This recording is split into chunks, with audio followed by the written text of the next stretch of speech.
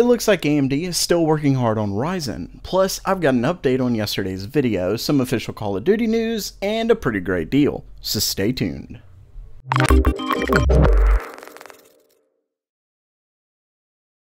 Welcome back to GamerMeld. Ryzen 7 got a good bit of flack early on for its somewhat less than stellar gaming performance compared to Intel, notably in a few pretty clearly just unoptimized games. I've of course gone over why in the future quite a bit. Well, it seems AMD has really stuck with Ryzen, and is clearly still working diligently to push developers to optimize for their new CPUs. We've heard from a couple developers of Ryzen's potential already, but without massive market share, it's tough to say whether developers will spend the necessary time to utilize Ryzen well enough. In comes ID Tech in a new video that discusses the benefits of having more cores for them to work with, and even their new game engine beyond ID Tech 6. In the video, the CTO, Robert Duffy, says, and I quote, "The new engine tech we're working on is far more parallel." That's certainly exciting, but I do want to point out that it is published on AMD's YouTube, and is definitely one of the developers we knew was working close with them. Either way, it's nice to know that developers are still working hard to utilize all of what Ryzen has to offer. He also made a great point of those who like to stream, and how Ryzen definitely has the headroom to handle that while gaming.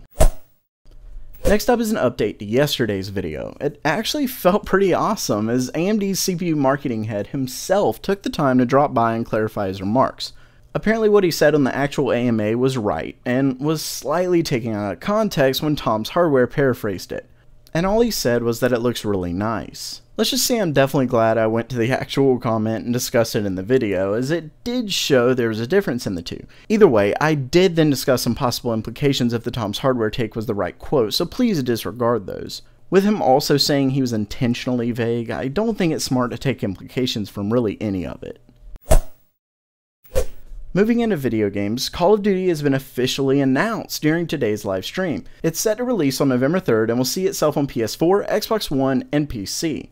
Those who pre-order get to play the early beta, with the PS4 beta access coming first. There's also going to be 3 editions, with the Pro and Deluxe at $99.99 and the regular one at $59.99. The Season Pass is also confirmed, that we don't have a price on it yet. I will say that while I didn't see the whole stream because I was working, they definitely pushed realism, and divisions, which seems to be interesting and replaces player classes, as well as some kind of zombie mode that's, quote, an entirely new story and a pretty horrifying experience. I'll have some links to the trailer and information in the description below. In the possible recurring deals segment, today we've got a free 16GB Optane drive when you purchase the MSI B250M Bazooka, B250M Pro, or Z270 Tomahawk.